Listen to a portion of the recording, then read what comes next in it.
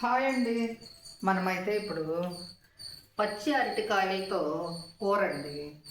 పచ్చి అరటికాయలతో కూర ఎలా అనుకున్నారు? ఇదైతే ఒక పెద్ద విశేషమైన కూర. ఇది చూసి నేను ఏమనుకున్నానంటే, ఈ కూర వండే విధానం మనం వండే ప్రాసెస్ కాదండి. మా కోడలు జ్యోత్స్న చాలా బాగా వండుతుంది. తన దగ్గర చూసాను నేను. ఎలా అంటే వాళ్ళ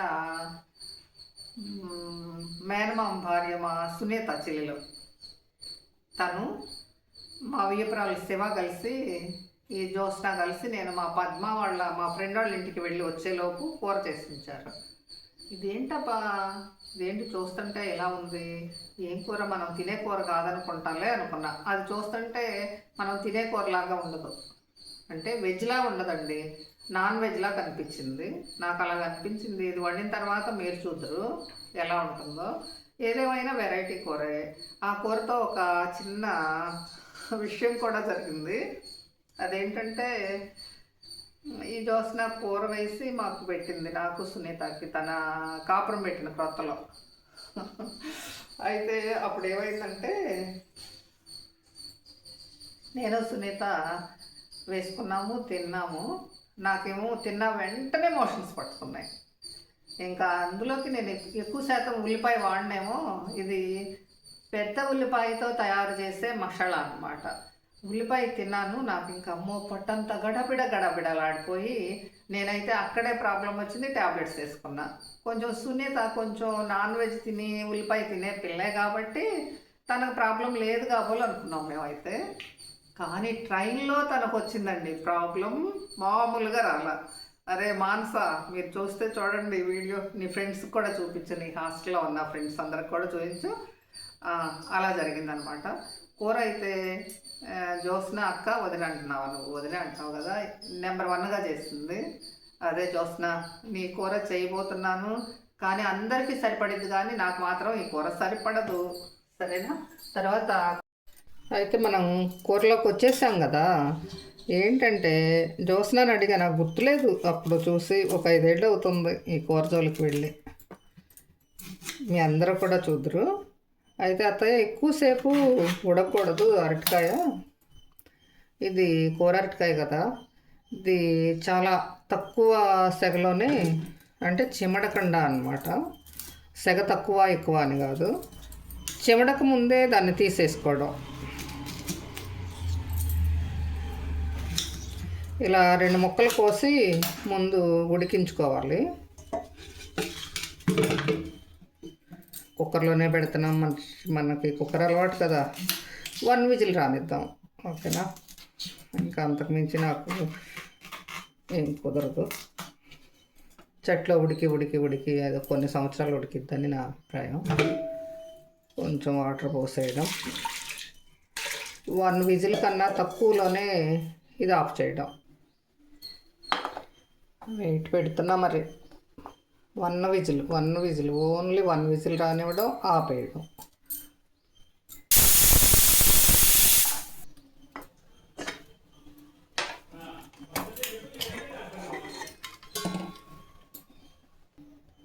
ఇవైతే బాగా అంటే బాగా చల్లారనిద్దాం. బాగా చల్లార పెట్టి అప్పుడు వేపటం బెటర్ కదా. 2 కోతలు రానిచ్చా, కోత కాదు. సరే, చల్లారిన తర్వాత ఇది శుభ్రంగా ఒలిసేసి అప్పుడు కూర ప్రిపేర్ చేద్దాం. ఇంకా ఈ కూరలోకి పెద్ద ఉల్లిపాయలు తరిగే పని లేకుండా ఇవన్నీ కలిపి మిక్సీకి వేసేయడమే. అంటే ఇది పెద్ద ఉల్లి మసాలా. అయితే దీనిలో కావాల్సింది ఏంటంటే జీలకర్ర, చిన్నుల్లిపాయలు, పెద్ద ఉల్లిపాయలు, అంతే. అయితే ఈ కూరలో కావాల్సింది పెద్ద ఉల్లి, చిన్న ఉల్లి, జీలకర్ర, ఎండుమిర్చి ఉంటే ఎండుమిర్చి వేసుకోవడం, లేదా గొడ్డుకారం ఉంటే గొడ్డుకారం వేసుకోవటం. పచ్చి కారం అంటాను చూసారా, అది. నా దగ్గర అయితే ఎండుమిర్చి, సూపర్ ఎండుమిర్చి ఏం లేవు, పాత ఉన్నాయి. అది కారం పెద్ద అందంగా కనపడదు. మొన్న చిక్కుడుకాయ కూర అట్లాగే పెద్ద కలర్ఫుల్గా కనపడలేదు అనిపించింది నాకు.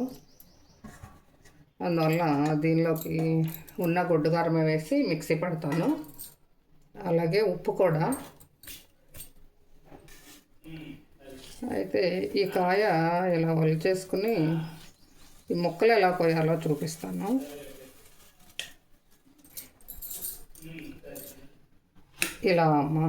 ఇలా కోయాలి.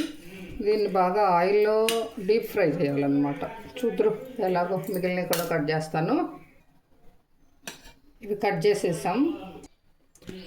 ఇంకా ఇప్పుడు దానిలో కొంచెం గారెల్లాగా వేసి గారెలు అంత బాగా వేసుకుని ఇవి ప్రక్క తీసుకోవాలి. కాసుని కాసి ఇవి నేను 2 ఆయిల్గా వేస్తున్నాను, 3 కాయలు కదా. ఈ తోళ్ళతో పచ్చడి చేస్తే చాలా బాగుంటుందండి. చాలామంది పెరుగు వేసి చేస్తారు, లేదా వేరుశనగ పప్పులతో వేసి చేసినా ఎండుమిర్చి బాగా తాలింపు వేస్తే చాలా బాగుంటుంది. ఒక వాయి ముక్కలు తీసాను, మళ్ళీ వేగుతున్నాయి. మన మసాలా ఇలా రెడీ అయింది. ఓకేనా? చూడండి ఫ్రెండ్స్, ఎంత బాగుందో చూడండి. అవి చూడండి ఎలా అదిరిపడి వస్తున్నాయో. తెగ అదిరిపడుతున్నాయి. మనకు ప్రక్కన ఉండాలంటే మీద పడతాయేమోనని భయం, కానీ మీద పేలటం అవి ఏమి ఉండవులేండి, ఉడకబెట్టినవి కదా. ఇంకా మనం ముక్కలన్నీ వేపి ప్రక్కకు తీసేసుకోవడం అండి.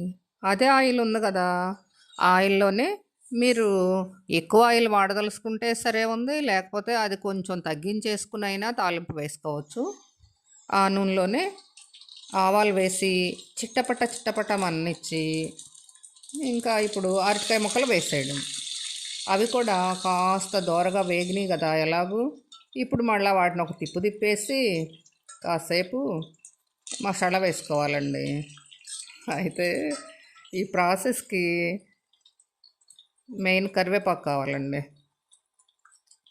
కరివేపాకు కొంచెం కాదు, ఫ్రెష్గా ఉన్న కరివేపాకు బాగా ఎక్కువ వేసుకుంటే చాలా టేస్ట్ వస్తుంది అన్నమాట.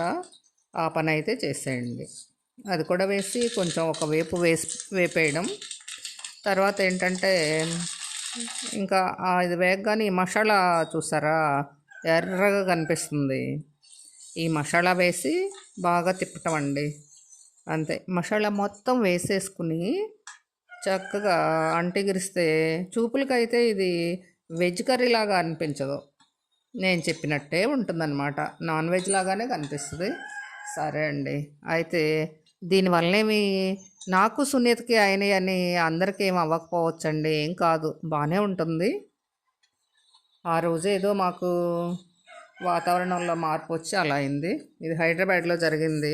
మీరు మీ ఇళ్ళ దగ్గర వండుకుని తిని కూర ఎలా ఉందో ఖచ్చితంగా కామెంట్ పెట్టండి ఫ్రెండ్స్. ఓకేనా?